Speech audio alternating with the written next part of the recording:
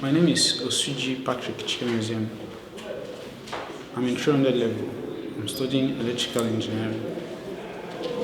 And actually, the particular I'm doing now is a 363. Actually, I'm studying electrical engineering because I have passion for it. Right from childhood, I've been working on some electrical materials which, as a child, I can do. But as an adult, I know I can do more.